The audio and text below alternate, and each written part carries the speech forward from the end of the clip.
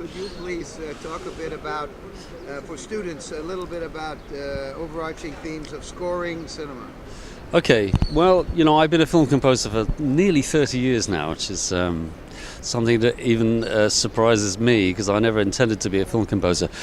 It's always a very delicate matter. I'm very aware that the point at which I get asked to score a movie is the point of maximum paranoia in the whole process because, the director has been standing in the rain or sweating in the sun for weeks or months and then been in an editing suite, trying to make this thing work.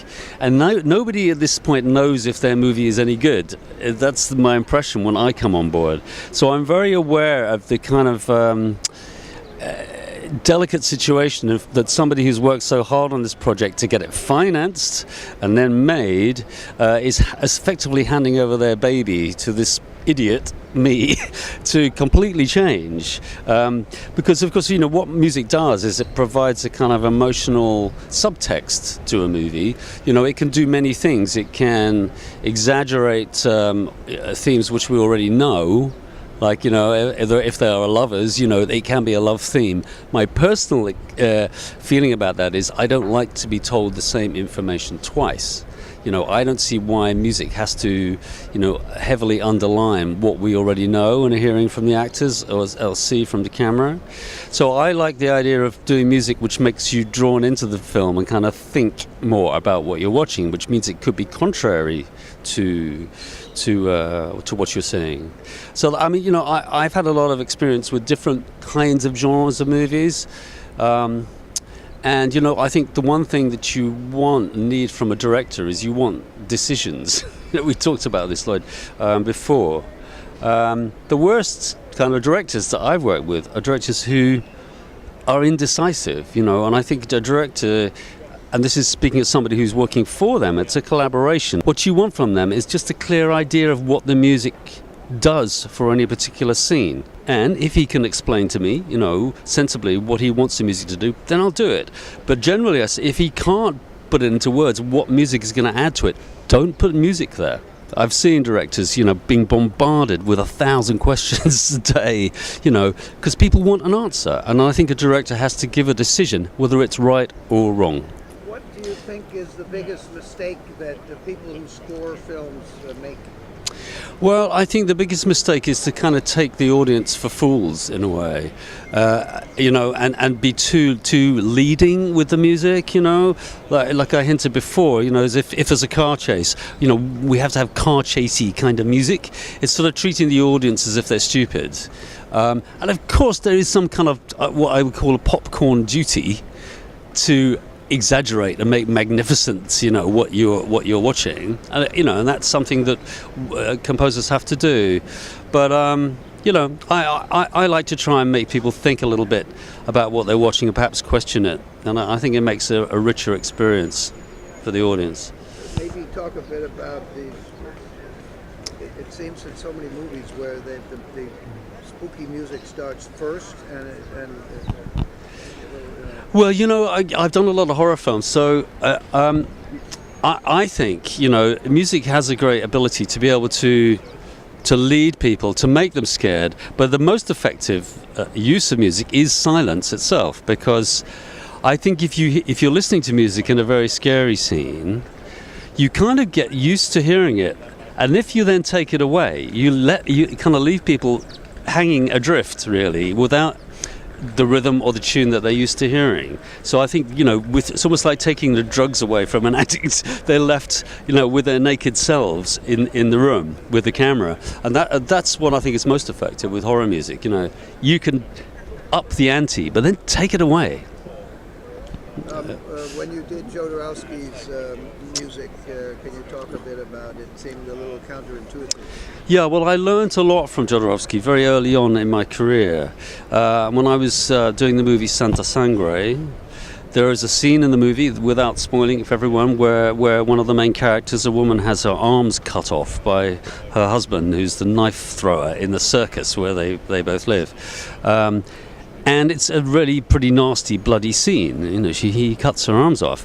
And me, in my kind of naivety at that point, I said to Alejandro, you know, so you want me to write some really nasty music here? And he went, no, no, no, no, no.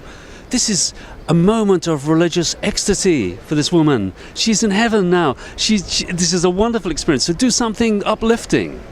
And I said, oh, okay, right. You know, and I did. And of course, it makes the whole scene far more powerful. Far more powerful. We can see the blood spurting out of her, you know, where her arms used to be. You don't need me to tell you that. You know, I can tell you something else about what she's thinking. How would a young person break in today to explore music? I think a young person today, starting off, should really, you know, you need to get some experience simply of putting music to images. You know, find friends of yours who are making shorts, experiment with it in that kind of way.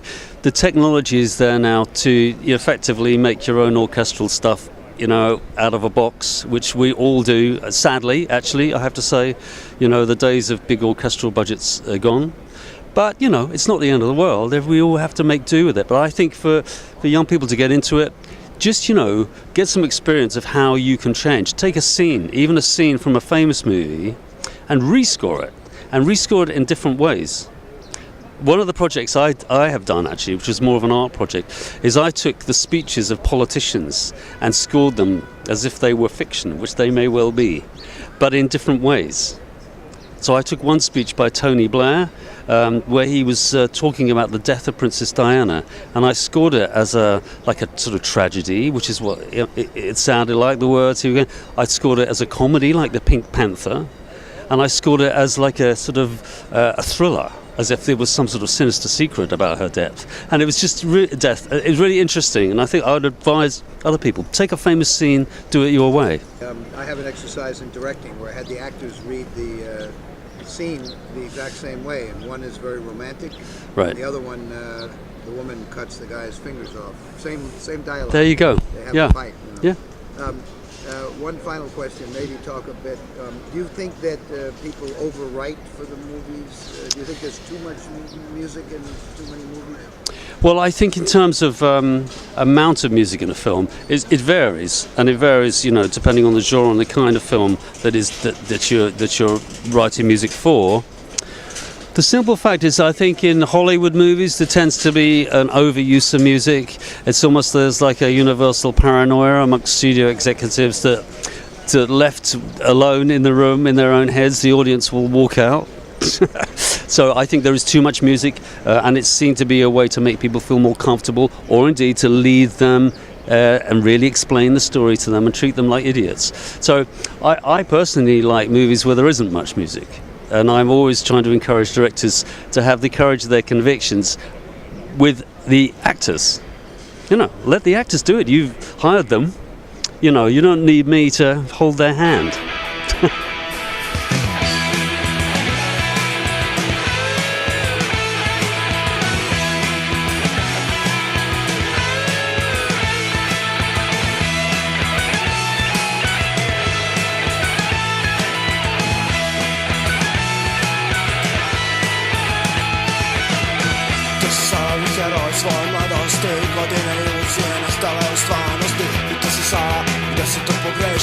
Dali na vreme život se nabrzvatuje. Boje se stávame, ja som uvek imao. Žele ruku od svega i za nade. Ja sam rekao mene neki